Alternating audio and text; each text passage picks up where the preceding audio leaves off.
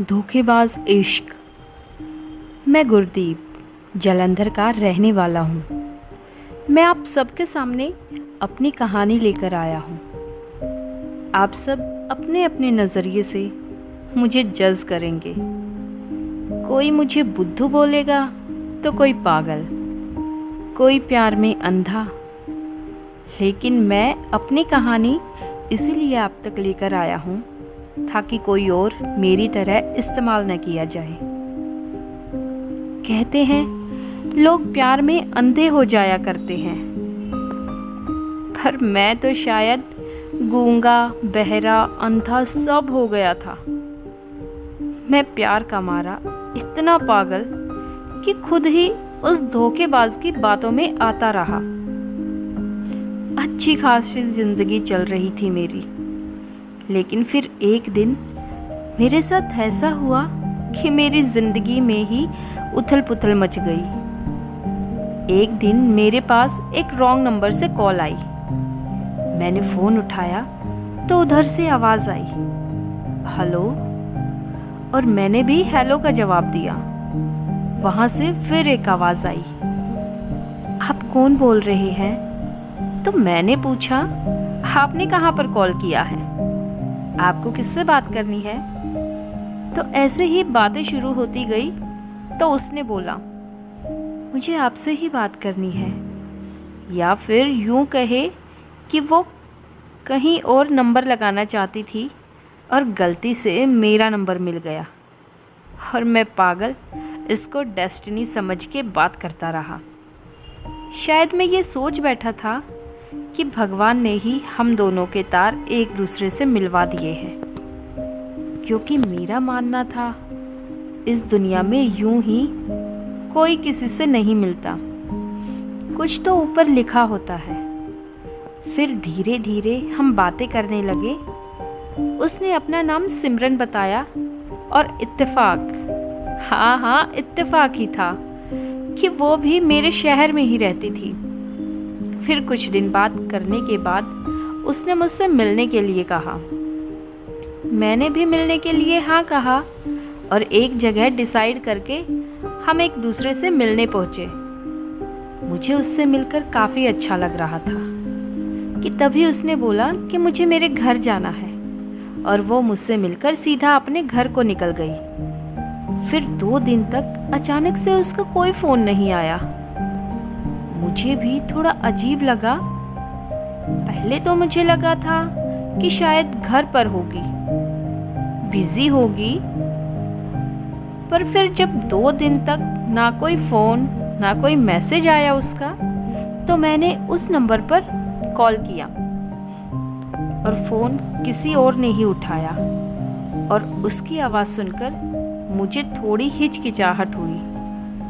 पर फिर मैंने हिम्मत करके सिमरन के बारे में पूछा तो सामने से जवाब आया, मैं सिमरन की सहेली रमन बोल रही हूँ। और मैंने उससे सिमरन के बारे में पूछा तो उसने ठीक से कोई जवाब नहीं दिया। ऐसे ही 4-5 दिन और निकल गए। मेरे दिल की बेचैनियाँ बढ़ रही थी और मैंने फिर से उसी नंबर पर कॉल कर दिया, और फ़ोन फिर से रमन ने ही उठाया था।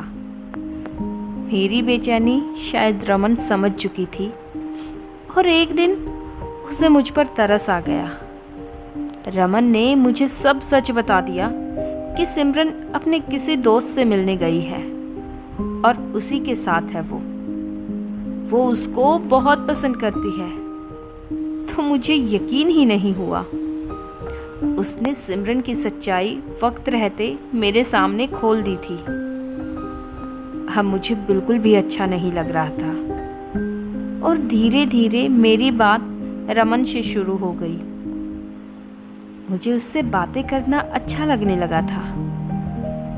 वैसा ही दूसरी तरफ भी था, रमन को भी मैं पसंद आने लगा था। हम दोनों की ऐसे ही बातें होने लगी और धीरे धीरे दोस्ती बढ़ने लगी, और दोस्ती कब प्यार में बदल गई पता ही नहीं चला। कब दिन से रात हो जाया करती थी पता ही नहीं चलता था। बातें करते करते सुबह हो जाती थी, दिन निकल जाया करते थे।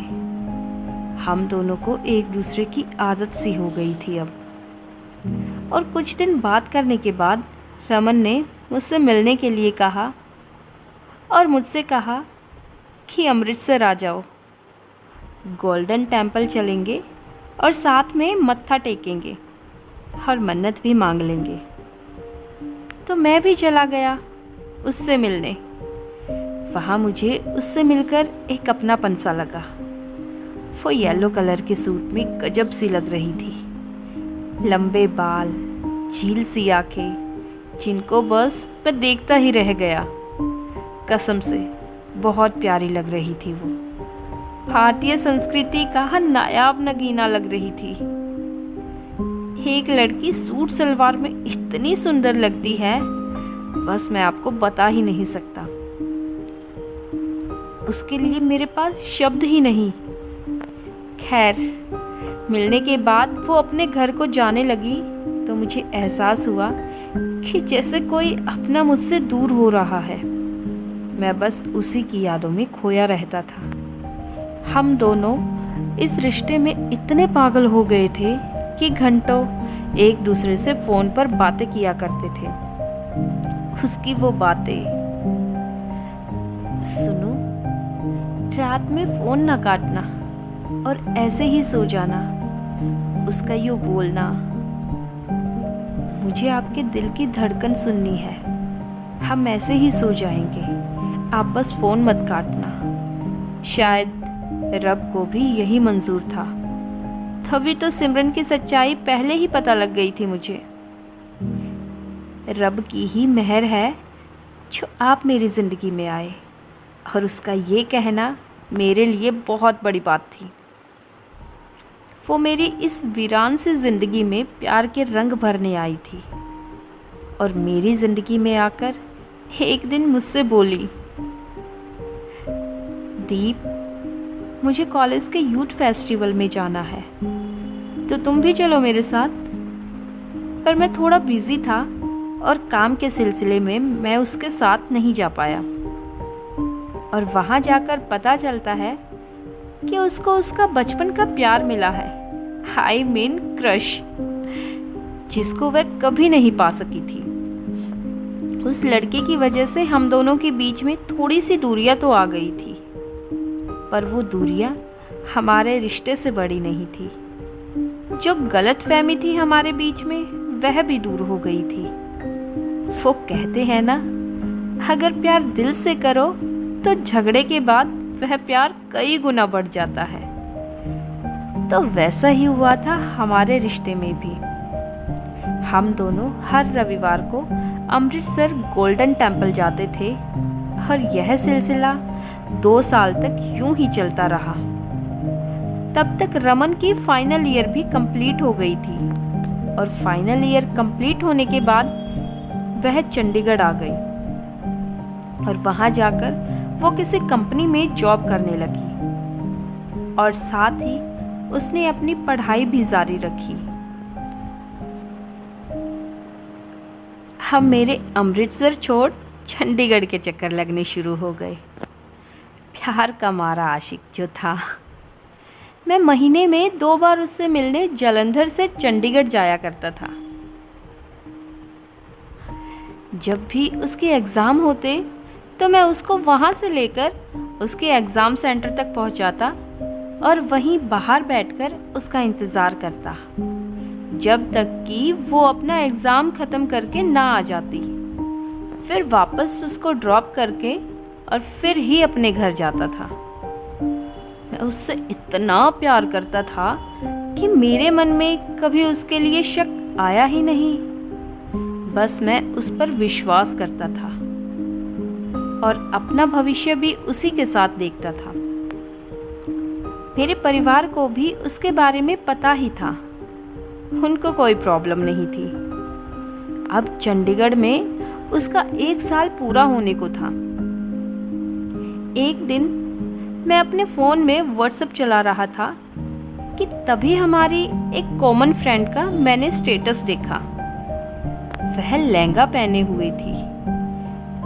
मैंने उसे ऐसे ही छेड़ने के लिए मैसेज किया और पूछा, ओए, सगाई हो गई क्या तेरी? तो उसने बोला, नहीं, मेरी नहीं, रमन की सगाई थी। और उसके मुंह से यह सब सुनकर मेरे तो होश ही उड़ गए थे। मैंने कहा, क्या क्या बोले जा रही है? रमन की सगाई? होश में तो है ना? अच्छा मजाक कर रही है सुबह सुबह मेरे साथ। तब उसने कहा, अरे यार सॉरी, मुझे लगा कि तुम्हें पता होगा, रमन की सगाई हो चुकी है, पर मुझे उसकी बातों पर यकीन ही नहीं हो रहा था। तब उसने मुझे रमन की सगाई की फ़ोटो भेज दी और फ़ोटो देखकर तो मैं पागल सा हो गया। मुझे कुछ भी समझ नहीं आ रहा था कि मैं क्या करूं। मुझे ऐसी ठोकर लगने वाला एहसास हो रहा था कि मैं बता नहीं सकता। एक पागल हुए इंसान की तरह ही हालत हो रखी थी मेरी। अब तो मैंने सीधा रमन को कॉल किया और उससे इन सब के बारे में पूछा।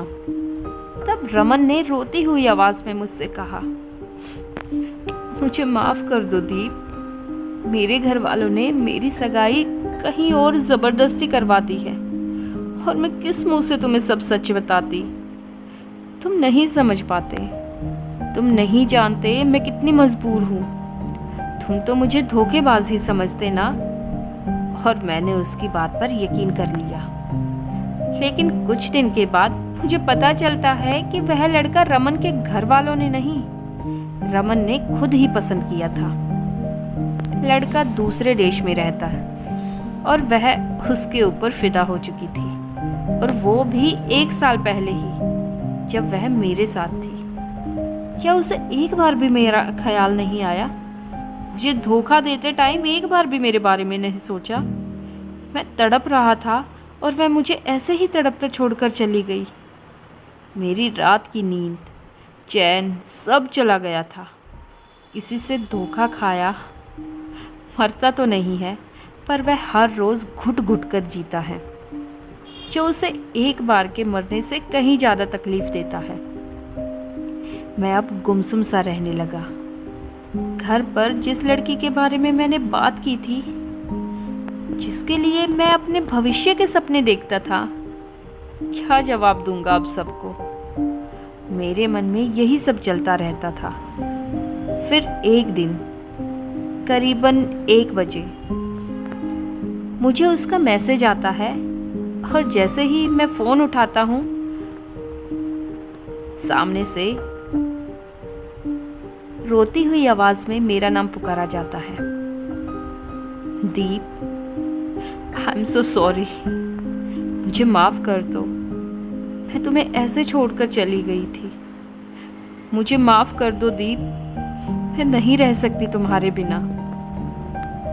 उसने मुझे बताया कि 8 महीने के बाद ही उसकी सगाई टूट गई थी, और मैं फिर से उसकी बातों में आ गया।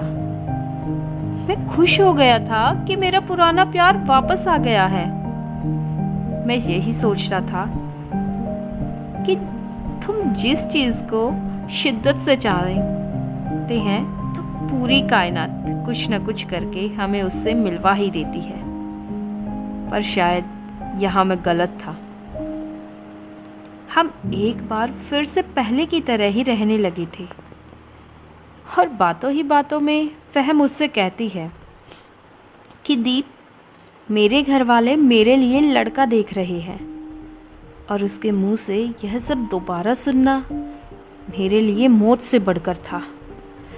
तब उसने कहा कि मेरे घर वालों को सरदार लड़का ही चाहिए। तो मैंने भी कहा, बस इतनी सी बात, ये तो कोई बड़ी बात नहीं है। मुझे तुम बस 6 महीने दो और मैं वापस से सरदार बन जाऊंगा। तब तक तुम अपने घर पर बात करो। पर उसने हमारे बारे में अपने घर पर कोई बात नहीं की, और फिर से किसी इंजीनियर साहब से शादी करवा ली। इस बार तो मैं बिल्कुल अंदर तक टूट गया था। किसी पर भी यकीन करना अब मेरे लिए बहुत मुश्किल हो रहा था।